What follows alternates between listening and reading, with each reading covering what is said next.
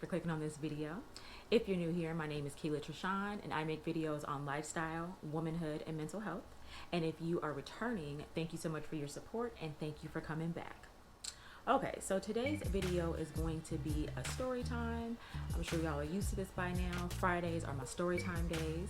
And we're gonna take it back a little bit to when I was an employee in rental.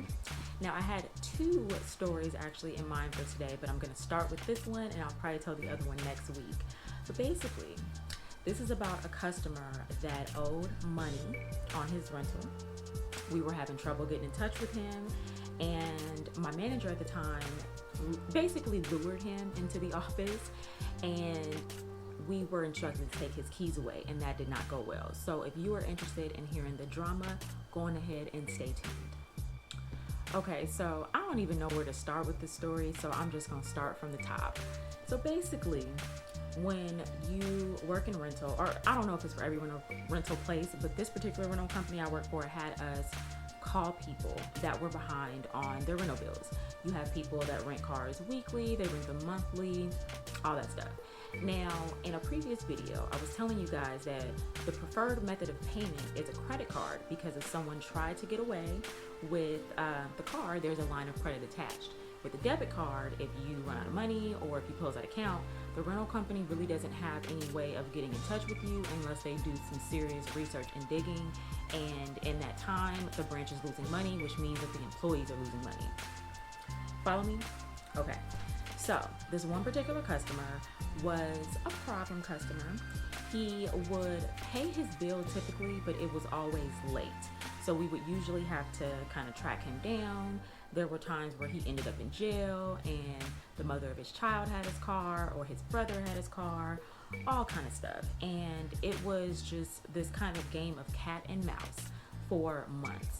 So basically, we got to a point where the manager's like, look, this is ridiculous. We're gonna have to figure out a way to get him in here because we need this car back. So the manager's plan was to tell him that we needed to do the scheduled maintenance, which is true. They typically want you to bring the car in every 30 days so we could check the condition of the car, see if the car needed an oil change or tires rotated, whatever. So we could make sure that the rental fleet looked good and was up to par. So we have been trying to schedule with this guy to come in, but he kept canceling. So then finally he tells us that he is available on a Saturday. Now this particular Saturday, my manager was not going to be in. So it was my assistant manager working, it was me, and another employee. So apparently my manager had met this gentleman before, but the three of us had not met him before, so we didn't know what to expect.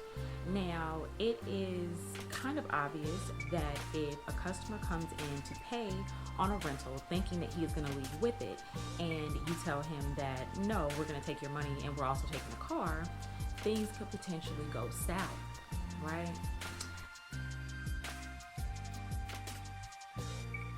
So our manager kind of reassured us like, oh, it'll be fine, just take whatever he has. I guess he wasn't coming in with a full payment.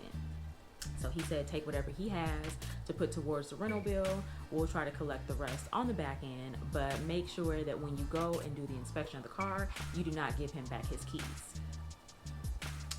So when he comes into the branch, he announces who he is. So then obviously he announced who he was, and my assistant manager's like kind of like nodding to me and the other employee like, oh, this is him. So my assistant manager is working with him to pay a portion of his bill, but then he gives the keys to my coworker to go and walk around the car and do her inspection. So what we do is we go check the car for damage, we check the inside of the car, and we check and see where the gas level is at, because you're supposed to bring it back where we gave it to you. So she goes and checks all that. She comes back with the contract, tells my assistant manager that everything is good, and at this time, I'm typing up a rental contract for another customer. So we have a few people that are in the branch with us, and everything in the beginning was going okay. So basically what happens is he had $100 to put down on his rental, And I believe at the time he owed like somewhere around like $500 or something. So not really making that much of a dent, but bringing it down a little bit. So he hands my assistant manager the $100, and my assistant manager types it in the system, puts it inside the cash drawer, and when my coworker brings the keys back, he takes the keys and then he proceeds to tell this gentleman, I'm sorry, but we have been asking you to pay your rental on time for several months, and because we're not able to get on the same page, we're not going to allow you to leave with the car. So I would suggest at this time you go and remove your items from the car and have someone come and pick you up. So the gentleman looks at my assistant manager and he's like, What? What you mean you're not giving me back the car? Well, if you're not giving me back the car, then give me back my $100. So then my assistant manager's like, I can't give you back the $100 because that's what you owe. You actually owe more than that, so we will be expecting payment for the rest. But I cannot give you back the vehicle because we've been having too much trouble getting in touch with you. So again, I'm going to advise you to have someone come and pick you up, and you can remove your belongings from the car. So me and my coworker were just kind of looking at each other like, He don't seem too happy.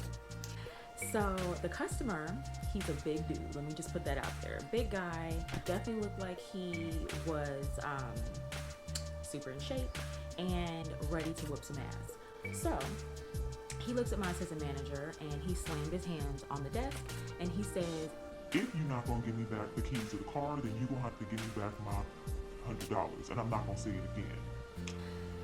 So the assistant manager, he's like, No, I'm not giving you back the $100.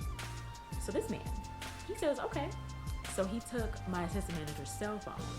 He happened to have his cell phone sitting on top of the desk. And I don't even think he realized, I don't think any of us realized.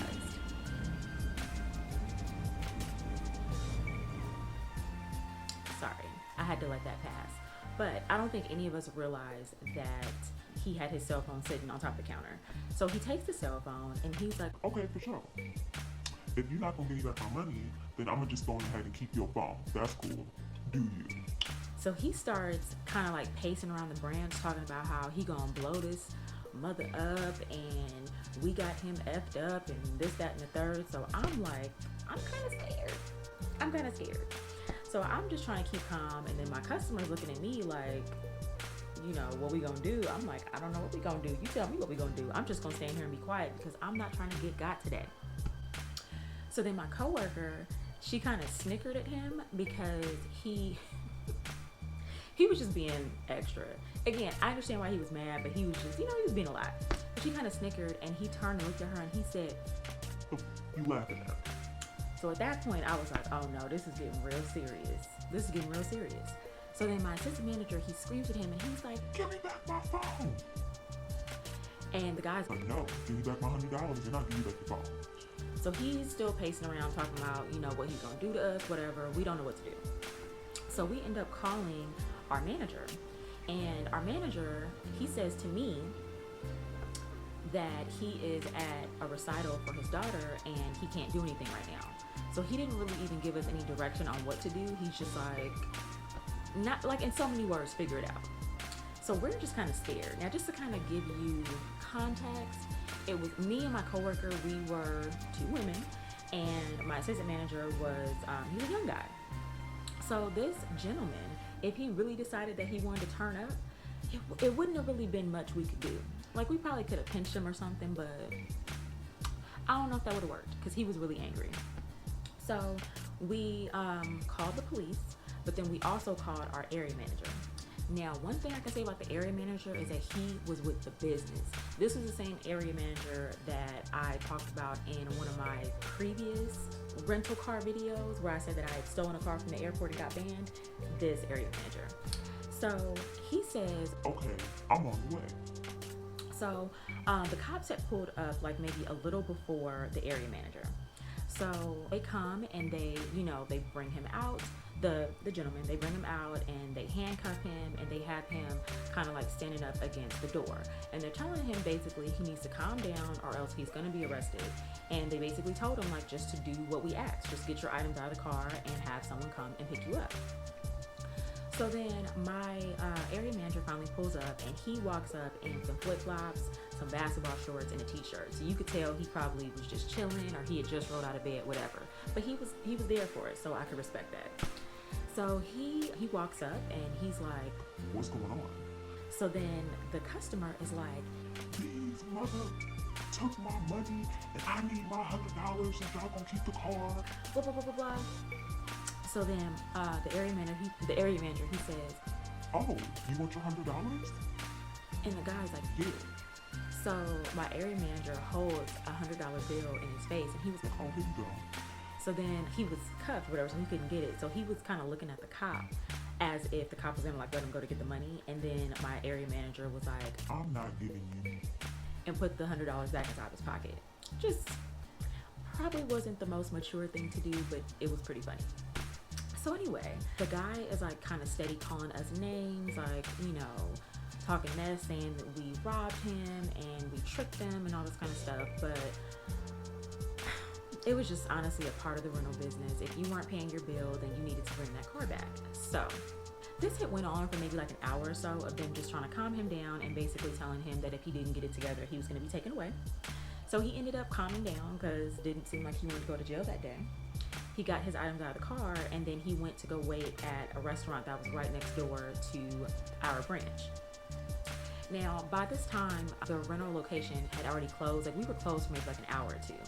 But the cop stayed and told us that he didn't want us to leave until whoever was picking him up came to pick him up, because he didn't want us to be in a situation where the guy tried to like follow us to our cars or anything like that. So he ended up being picked up, and that was pretty much the end of it that day. So we checked our inventory, made sure that everything was good. Our area manager checked with us to make sure that we were okay mentally, and then we went home.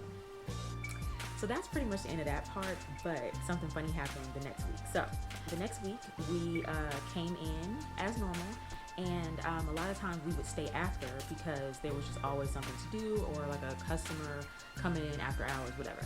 So we had stayed after, and we were outside, like just kind of checking on the rental fleet, making sure that everything was parked correctly, making sure that everything was locked, all that stuff. So the gate was kind of cracked. Like if you were driving by, you would think it was closed, but if you were walking by, then it was kind of like open to where you could push it open. When I tell you that me and the coworker that was working with me that day looked like we had seen a ghost, we saw this man walking up to the gate, and he pushed it open, and we were like, oh my God, that's him. We thought he was coming back to get us. And I mean, we were there, like, where are we gonna go?